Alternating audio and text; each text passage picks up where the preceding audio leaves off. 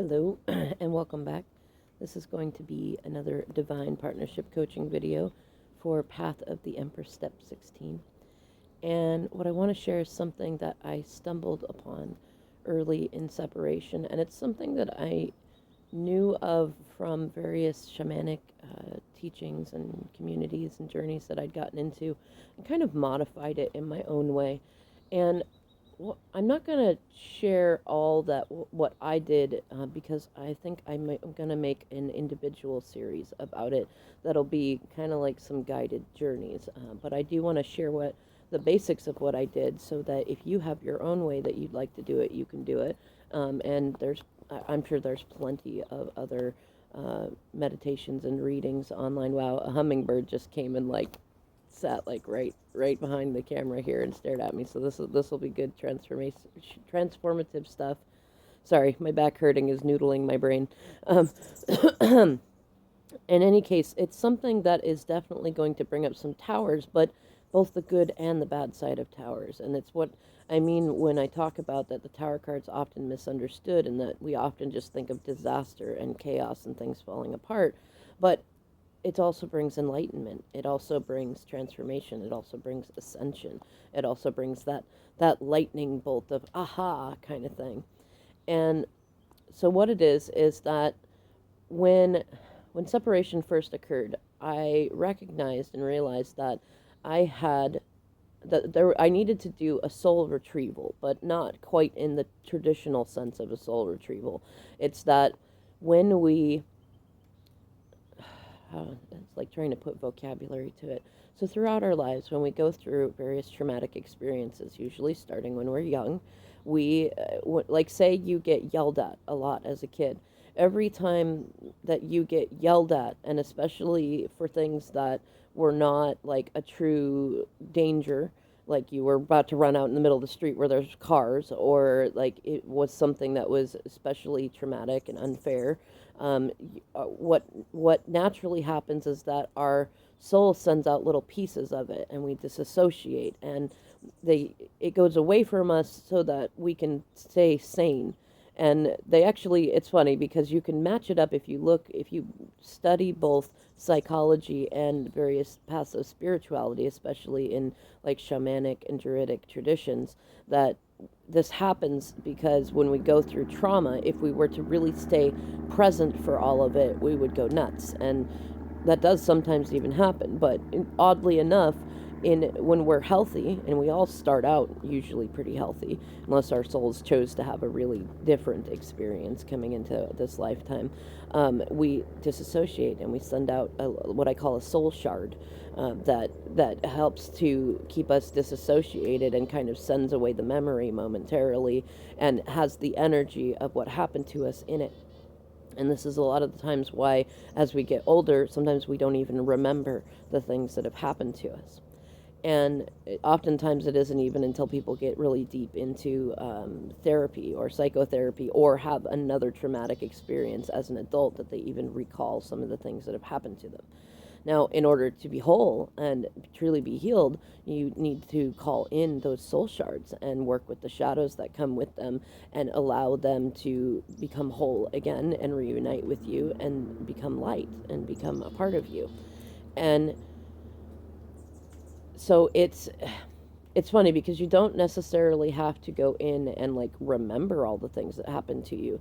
You simply, well, quite simply, you just need to ask spirit for help in calling back in your soul pieces and reuniting them with you. Now, for me, I did an inner journey into the ethers and the 5D and the lower worlds and higher worlds to go looking for these pieces. That's what resonated with me, and that's what I'm going to do in terms of a guided meditation to help others with it. And I did it with a basis of focusing on the chakras that, like I called in the soul shards that belong to my root chakra and the soul shards that belong to my sacral chakra and so on and so forth. And a lot of things happened, especially when I called in the first one to the root chakra. And I'll share some of the stories about it later, but I wasn't expecting it to really do anything most immediately. But the energy that I was in, especially with a lot of my anxious attachment are being so strong, and having called for separation with my DM, and then he ghosted, and then had revealed he jumped into a karmic situationship and rebound. And so the energy was really, really big. So this is, I actually would say it's a better thing to do if you're feeling out of sorts, and feeling really big emotions about it, because you're really wanting it usually in those moments. You want the healing of that.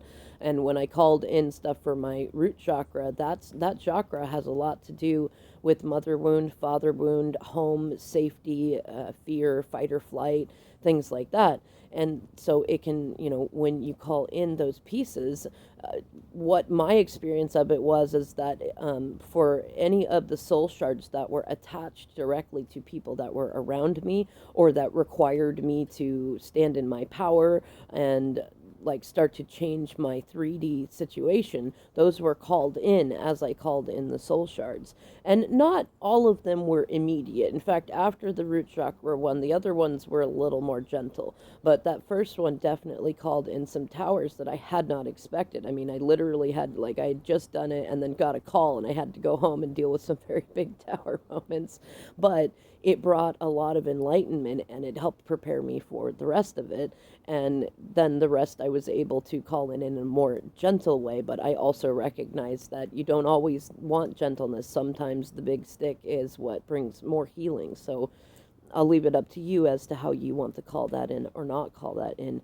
But it's definitely, for me, it was worth it. And I know that a lot of twins oftentimes find blockages because they have disassociations from their own shadow work and their own healing, and they're missing soul shards, and they've got protrusions and hooks, which are shamanic terms for, little bits of other people that get stuck in you. And that's work you can do later. But for right now, simply calling in the soul shards that you sent out is a good thing to do. And I mean, they can be sent out in all sorts of ways. If you're harboring resentment or grudges towards anybody, that suggests that you, have a soul shard missing that's probably sticking in them, or that you have something somewhere else. And it sometimes it's anybody's guess as to where these pieces go. And if you do it through, inner meditation, your guides will likely help you see, like, not exactly where it went. Sometimes it's specific, but usually it's more metaphorical, because that tends to be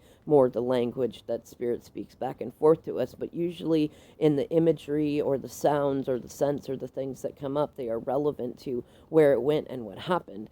And so what I definitely recommend is, if you decide to do this, journal it, or put on a voice recorder and talk about what's happening in your journey.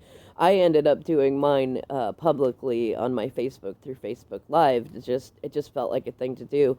And what's funny is that ended up being both a tower and healing moment for on its own, because at the time, I was just doing what I felt called to do in that moment. And it actually ended up being very healing for others to watch me processing publicly. And I wasn't sure what would come of that, but I just did it. And at that time, it was kind of like, well, fuck it. We'll see.